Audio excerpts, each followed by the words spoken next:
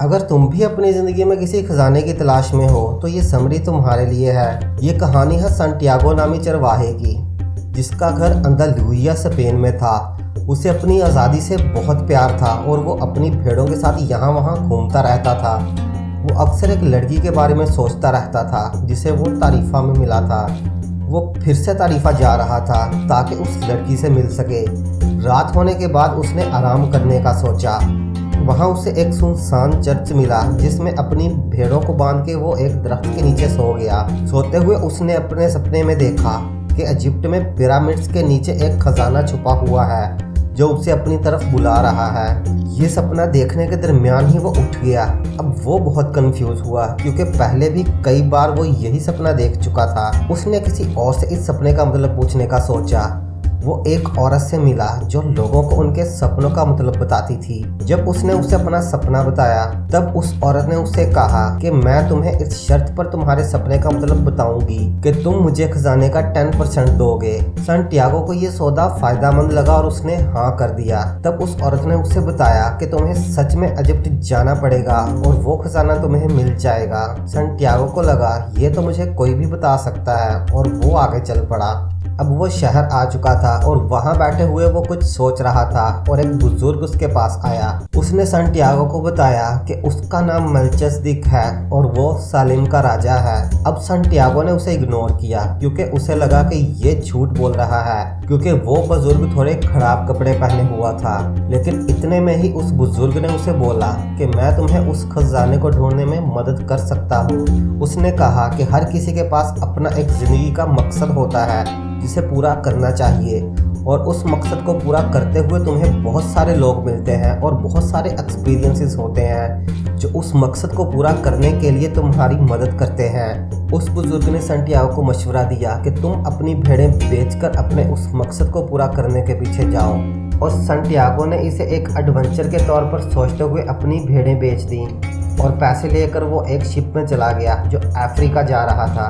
अब उसका सफ़र शुरू हो चुका था। वो मोरक्को के एक शहर टंजीरस पहुंच गया और उसके वहां पहुंचने के साथ ही उसके सारे पैसे किसी ने चुरा लिए। परेशानी के बावजूद भी उसने सोचा कि मैं जिस मिशन पर हूं उसे पूरा करके ही जाऊंगा। वो एक क्रिस्टल मर्चेंट के पास गया जो अपनी दुकान पर क्रिस्टल्स बेच रहा था। सांटियागो ने उस मर्चेंट से कहा कि वो इन क्रिस्टल्स को साफ कर देगा जिससे ये जल्दी बिक जाएंगे। और जैसे ही सांटियागो ने वो क्रिस्टल्स साफ किए, साथ ही लोग आने लगे और क्रिस्टल्स खरीदने लगे। फिर उस मर्चेंट ने उसे नौकरी पर रख लिया। सांटियागो ने क्रिस्टल्स सेल करने के न्यू आइडियाज पर काम किया जिसकी वजह से क्रिस्टल्स और ज़्यादा सेल होने लगे और सांटियागो को ज़्यादा पैसा मिलने के साथ वो मर्चेंट भी अमीर हो गया। लेकिन तब भी सांटियागो को अपना मकसद याद था। जब उसने सुना कि सहारा डेजर्ट क्रॉस करके इजिप्ट जाने के लिए एक काफिला निकलने वाला है तो उसने अपने मालिक को अलविदा कहा और अपने रास्ते पर चल पड़ा।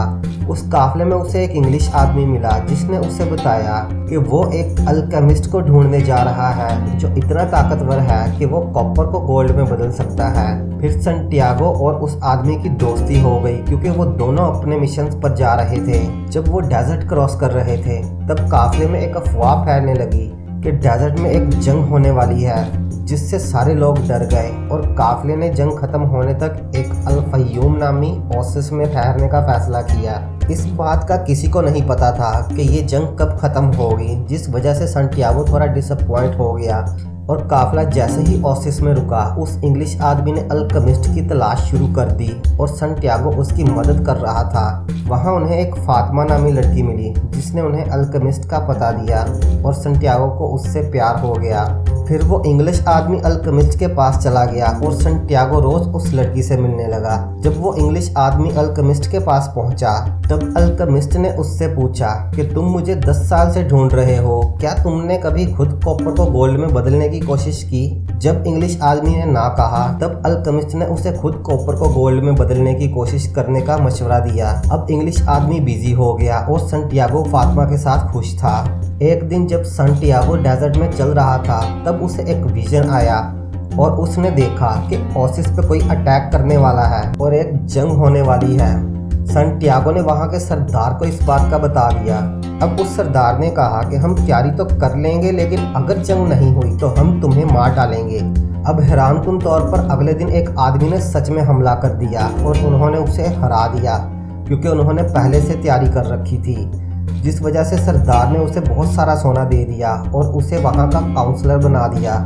अब संटियागो बहुत खुश था। उसके पास काम के साथ सोना भी था और साथ ही उसकी फातिमा भी थी। उसने सोचा अब मैं पूरी ज़िंदगी यहाँ रह सकता हूँ। लेकिन तब फातिमा ने उसे बोला कि सच्चा प्यार तुम्हें कभी अपने सपने से दूर नहीं रखेगा और कहा कि उसे अपने मकसद को पूरा करना चाहिए, और वो उसका इंतज़ार करने लगी। उसी शाम को अल्केमिस्ट संटियागो को मिल गया और उसने भी संटियागो से कहा कि उसे अपना मकसद पूरा करना चाहिए, और वो दोनों इजिप्ट की तरफ चल पड़े। अब रास्ते में ही चोरों ने संटियागो से सोना छीन लिया और वो उन्हें मारने लगे। तभी अल्केमिस्ट ने उनसे कहा कि तुम जानते नहीं ये कितना बड़ा जादूगर है, ये अभी खुद को हवा में बदल देगा और तुम सबको उड़ा देगा। और वो लोग हंसने लगे और उन्होंने अल्केमिस्ट और संटियागो को 3 दिन का टाइम दिया कि अगर 3 दिन में संटियागो ने खुद को हवा में बदल दिया तो हम तुम्हें छोड़ देंगे, नहीं तो हम तुम्हें मार देंगे। जब संटियागो ने अल्केमिस्ट को कहा कि मैं हवा में कैसे बदल सकता हूँ, तब अल्केमिस्ट ने उसे कहा कि तुम हौसला रखो, तुम ऐसा कर सकते हो, तुम बस डेजर्ट की लैंग्वेज को समझने की कोशिश करो। अब 2 दिन संटियागो ने ऐसा ही किया, लेकिन कुछ नहीं हुआ। तीसरे दिन वो बहुत ज़्यादा टेंशन में था और उसने दिल से डेजर्ट को समझने की कोशिश की। फिर वो हवा में बदल गया और उसने सारे टेंट उड़ा दिए। ये देखकर वो चोर बहुत डर गए और उन्होंने उन्हें छोड़ दिया।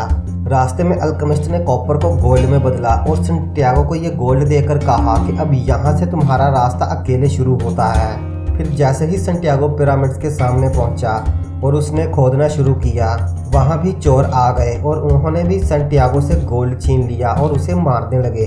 अब संटियागो ने अपना होश खो दिया और एकदम से वो अपनी कहानी बड़बड़ाने लगा। उसने बोल दिया कि उसने एक सपना देखा था, इसलिए वो इजिप्ट आया था। तब वो चोर हंसने लगे और उनमें से एक ने कहा कि ये पागल लगता है, अपने सपने के बारे में कौन ऐसा सोचता है जो उसके पीछे चल पड़े।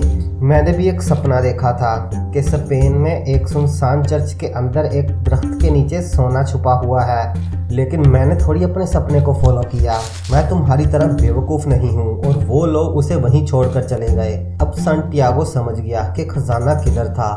वो वापस स्पेन आया और उसने उसी दरख्त के नीचे खोदना शुरू किया और उसे खजाना मिल गया। फिर उसने सोचा कि 10% वो उस सपनों वाली औरत को दे देगा और वापस डेजर्ट में जाकर फातिमा के साथ रहेगा। अब यहाँ ये स्टोरी ख़त्म हो जाती है, जिससे हमें 3 लेसन्स मिलते हैं। नंबर 1, खजाना वही है जहाँ तुम हो, लेकिन ये समझने के लिए तुम्हें बाहर जाना पड़ेगा। खजाना तो वही था जहाँ संटियागो का सफ़र शुरू हुआ था, लेकिन अपना सफ़र मुकम्मल किए बगैर वो उसे ढूंढ नहीं पाता।